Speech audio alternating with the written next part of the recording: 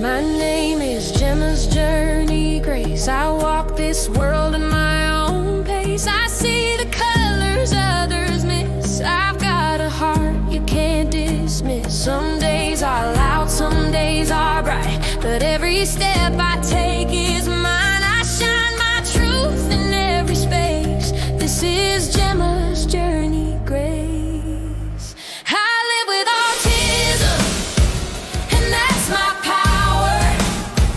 I rise up stronger every hour. Don't need your perfect, don't need your doubt. I know who I am, and I'm standing proud.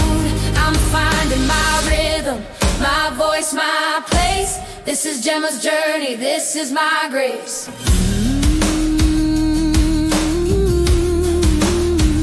You might not see what's in my mind, but there's a world of stars behind. I feel the music in the air, I feel the love that's always there. My story's written in my way, no rules to how I shine today. I'm on a path I'm meant to chase. Call me Gemma's Journey Grace. I live with autism, and that's my power. I rise up stronger every hour. Don't need your perfect, don't need your doubt. I know who I am, and I'm standing proud. I'm finding my rhythm, my voice, my place. This is Gemma's journey, this is my grace.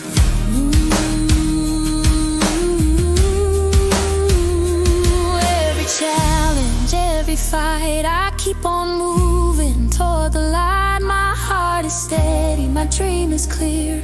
I'm not alone, I'm still right here. I live with autism, and that's my power. I grow more fearless every hour. I'm writing my story line by line. This journey's tough, but it's all mine. I'm finding my rhythm, my voice, my place. I'm Gemma's Journey.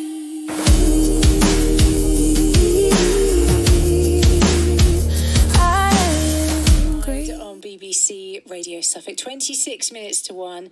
Christmas a time for lots of family get-togethers, meeting up with friends, all sorts of things. But for people who are neurodivergent, it can bring some extra challenges. So we're going to hear about that after this from Fergal Sharkey.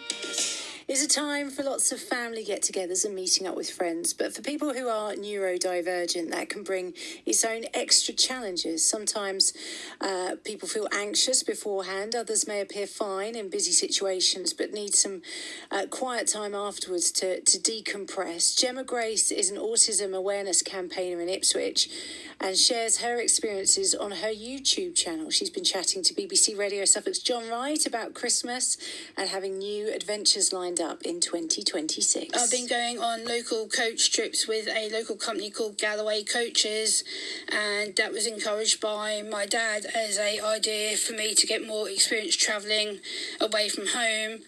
So my first trip was back in September. I went to Coronation Street in Manchester by myself, and yeah, I was, to say the least, very anxious. Got to the train station, and as soon as I got to the train station, my heart sort of began to calm down. I'm like, okay, I'm safe, I know what I'm doing, I've got my ticket, I've got everything that I need, I've got my snacks, my drink. And as we set off, they explained about all the different pickups we were doing along the way, which made my anxiety feel a lot more less than what it was when I got there. I actually felt really relaxed, and I was able to actually forget about my autism for a lot of the day. And I really benefited from it. I really enjoyed it.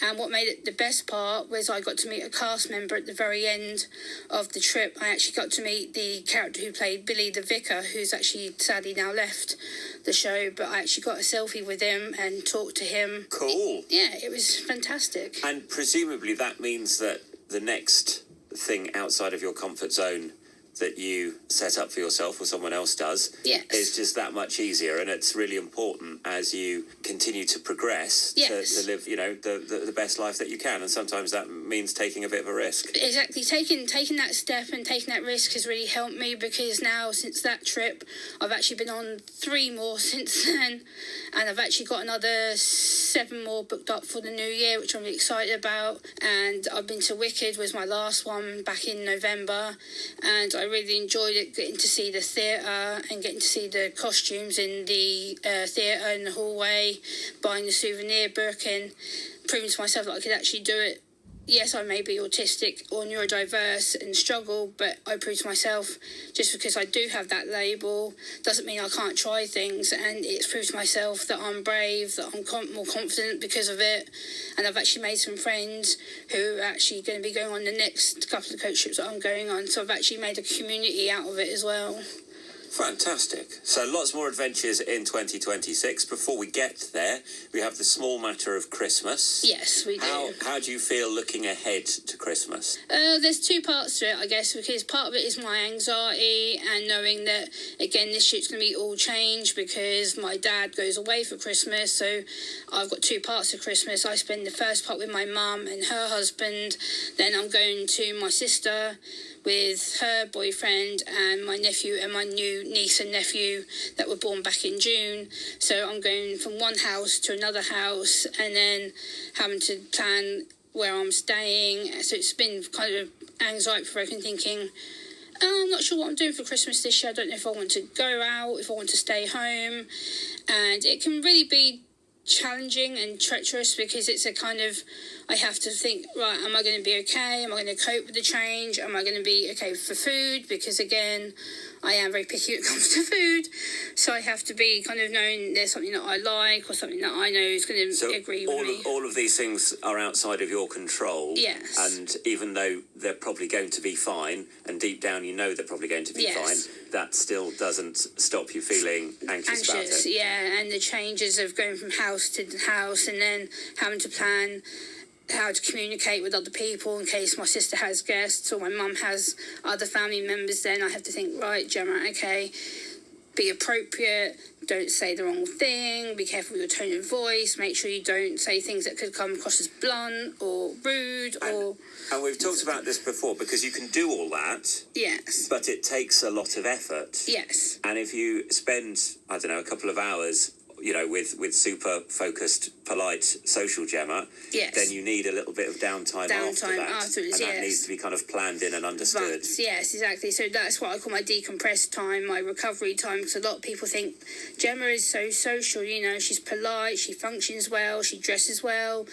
Yes, but again, that takes me physical, mental effort, because I have to think, right, okay, I have to look good, I have to feel good, I have to make sure that I'm dressed so I don't look a mess or scruffy. Usually in a couple of weeks in advance, I plan what I'm going to wear. Like my Christmas outfit for my sisters and my mum's is already hung up ready, it's been washed, ironed, and people... That is preparation. Yeah. Yes, but does doing that kind of ease your worry? Yeah, it helps me to feel less anxious, because then I don't have to get up during that morning and think, what am I going to wear? Am I going to wear a dress? Am I going to wear a skirt? Am I going to wear leggings and a shirt? And then, again, you know, families come together, and it might be that people, you know, are meeting someone who's neurodiverse for the first time, or they're not used to their needs or rhythms, or those have changed. What should people be aware of if they know that someone is autistic or neurodiverse? So give them time to process information is what I'd say is one of the first important points. If they feel like